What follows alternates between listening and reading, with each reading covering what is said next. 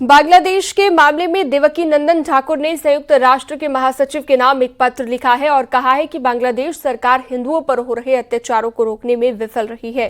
देवकी नंदन महाराज ने बांग्लादेश के मामले में संयुक्त राष्ट्र से हस्तक्षेप करने की अपील की है।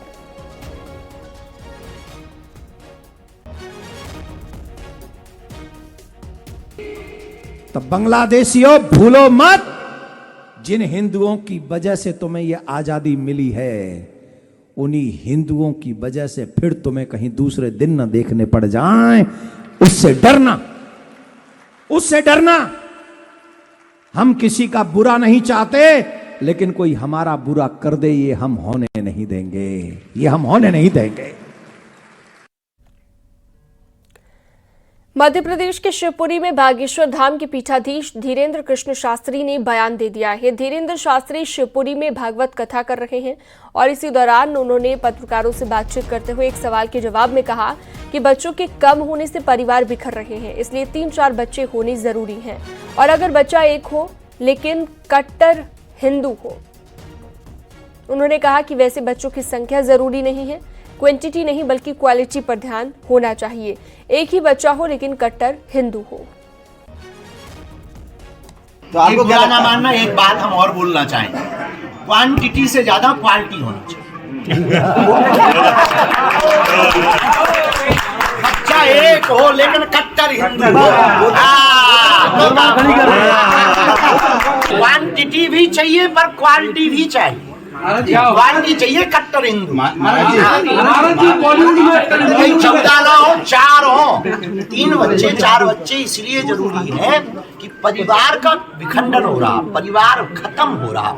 ना चाचा का सुख मिल रहा, ना बुआ का सुख मिल रहा, ना मौसी का सुख मिल रहा है, ना ताऊ का सुख मिल रहा है। ये सब जो एक बच्चे होने में, 2 बच्चे होने में ये सुख खत्म हो रहा है। इसलिए 4 बच्चे इसलिए जरूरी है। चाचा भी होना चाहिए, भतीजा भी होना चाहिए, बुआ भी होनी चाहिए, मासी भी होनी चाहिए।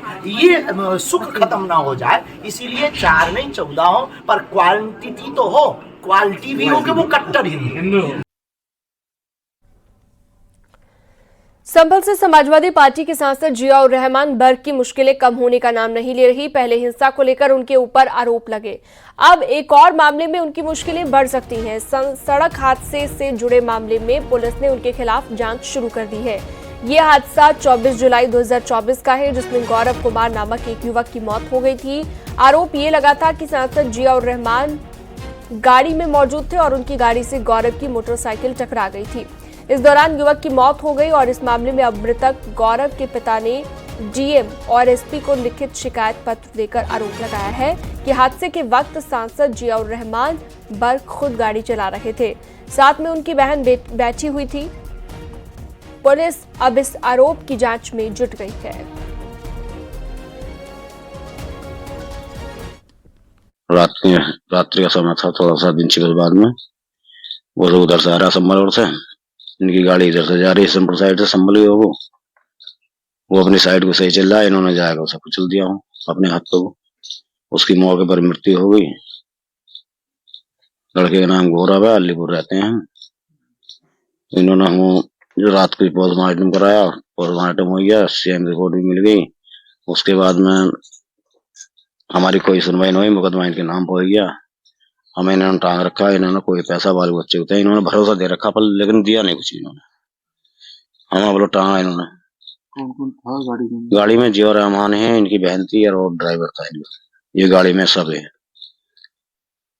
24/6/24 को थाना नखासा क्षेत्र में रात्रि के समय एक तेज गति से और लापरवाही से गाड़ी चला रही ब्लैक स्कॉर्पियो, जिसका नंबर यूपी 38 V0880 है, उनके द्वारा उनके बेटे की एक्सीडेंट में डेथ हो गई थी और लापरवाही से चलाने के बाद में वो व्यक्ति वहां से भाग गए थे। इन्होंने अपना ये व्यक्त किया कि इनकी चार्जशीट है वो गलत सेक्शन में लगा के कोर्ट भेज दी गई है और पुलिस की सांठगांठ के बारे में इन्होंने बताया। इसके लिए मैंने एडिशनल एसपी नॉर्थ संभल हैं, उनको जांच के लिए दे दिया गया। संभल हिंसा से जुड़ी बड़ी खबर है। 2 और पत्थरबाजों को गिरफ्तार किया गया है। अब तक 34 आरोपियों की गिरफ्तारी हुई है। संभल हिंसा से जुड़ी एक बड़ी जानकारी इस वक्त हम आपको दे रहे हैं। 2 और पत्थरबाज हैं जिन्हें गिरफ्तार कर लिया गया है। लगातार सीसीटीवी फुटेज के आधार पर पहचान की जा रही है और पहचान के बाद गिरफ्तारियां अब भी जारी हैं। 2 और पत्थरबाज ऐसे हैं जिनको गिरफ्तार कर लिया गया है। तो देख सकते हैं तस्वीरों में कैद हुआ है कौन कौन ये पत्थरबाजी करते नजर आए थे।